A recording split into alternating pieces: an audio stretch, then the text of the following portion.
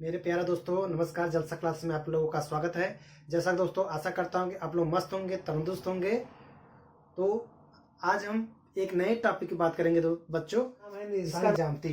क्या नाम है? निर्देशांक ज्यामिति। इसको हम अंग्रेजी में बोलते हैं कोऑर्डिनेट ज्योमेट्री। क्या बोलते हैं? Coordinate geometry.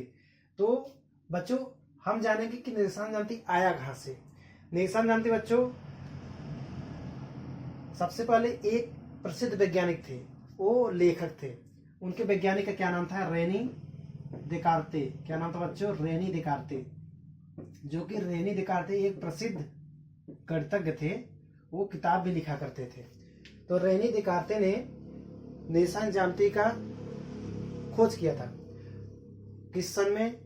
1637 ईस्वी में। 1637 ईस्वी में बच्चों निर्देशांक ज्यामिति रेनी देकार्ते ने खोज किया था। अब निर्देशांक ज्यामिति कहाँ से आया? तो जो रेनी देकार्ते वैज्ञानिक थे, उन्होंने अपने जीवन काल में 3 महाग्रंथ, मतलब सबसे बड़े बृहद ग्रंथ का खोज किया था। उसमें से 3 पुस्तक लिखे थे। कितने पुस्तक? 3 पुस्तक लिखे थे। 3 पुस्तक लिखे थे। उसी पुस्तक में से एक पुस्तक का नाम था, उसी 3 पुस्तक में से एक पुस्तक का नाम था, नाम दे दिए थे क्या? ज्यामिति। क्या नाम दे दिए थे? ज्यामिति। कौन दे दिए थे? रेनी देकार्ते। रेनी देकार्ते ने जो 3 बृहद ग्रंथ लिखे थे, उसमें से 3 अध्याय थे। पहले मतलब किसी एक अध्याय का नाम रखा था ज्यामिति। तो जो ज्यामिति था तो बच्चों, तो ज्यामिति में ही क्या था? रेनी देकार्ते ने ज्यामिति में ही निर्देशांक ज्यामिति का प्रयोग किया, शब्द का प्रयोग किया था। किसका प्रयोग किया था? ज्यामिति में ही बच्चों किसका प्रयोग किया था? निर्देशांक ज्यामिति का। किसका? निर्देशांक ज्यामिति का प्रयोग किया था। सबसे पहले निर्देशांक ज्यामिति का प्रयोग किया था। निर्देशांक ज्यामिति का प्रयोग किया था रेनी देकार्ते ने सबसे पहले। अच्छा बच्चों, निर्देशांक ज्यामिति की जरूरत क्यों पड़ी? तो सबसे पहले मैं बता दूं बच्चों की निर्देशांक ज्यामिति का प्रयोग मेनली हम ज्यामिति का प्रयोग के लिए ही करते थे।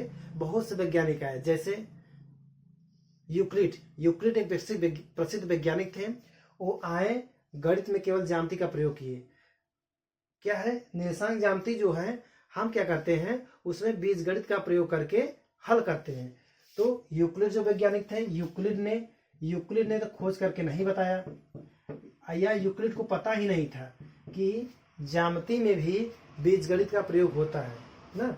तो रेनी देकार्ते ने अपना दिमाग लगाया, उसने कहा कि निर्देशांक ज्यामिति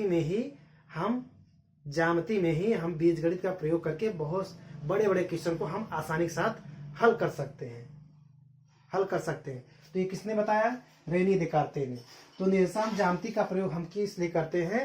निर्देशांक ज्यामिति में हम बीजगणित का प्रयोग करके हम ज्यामिति को अपनी आसानी के साथ हल करने का प्रयत्न करते हैं, या प्रयास बहुत आसानी के साथ होने लगा है। ठीक है।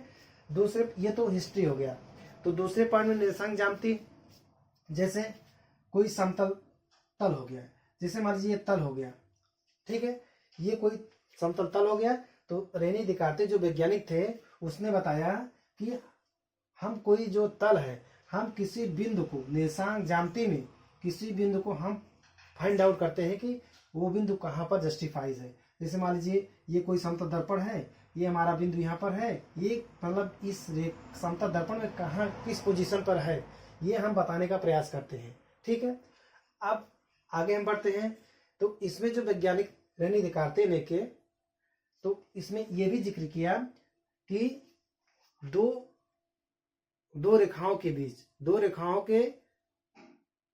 को अगर कोई बिंदु किसी स्थान पर है, उनके बीच की दूरी ज्ञात करने के लिए, जैसे मान लीजिए कोई रेखा हो गया, 2 रेखाएं होगी, इनके बिंदु पर कहीं भी बिंदु है, तो उनके बीच की दूरी ज्ञात करने के लिए ही निर्देशांक ज्यामिति का हम प्रयोग करते हैं। ठीक है बच्चों, आशा करता हूं कि आप लोगों को ये जो मैंने समझाया है, आप लोगों को ये हिस्ट्री, इतिहास बताया है। किसका इतिहास? निर्देशांक ज्यामिति कहाँ से आया है, इसकी खोज किसने की थी, ये किस प्रकार कार्य करता है, कितनी आसानी के साथ हम ज्यामिति को हल कर सकते हैं, किसके द्वारा? बीजगणित का प्रयोग करके।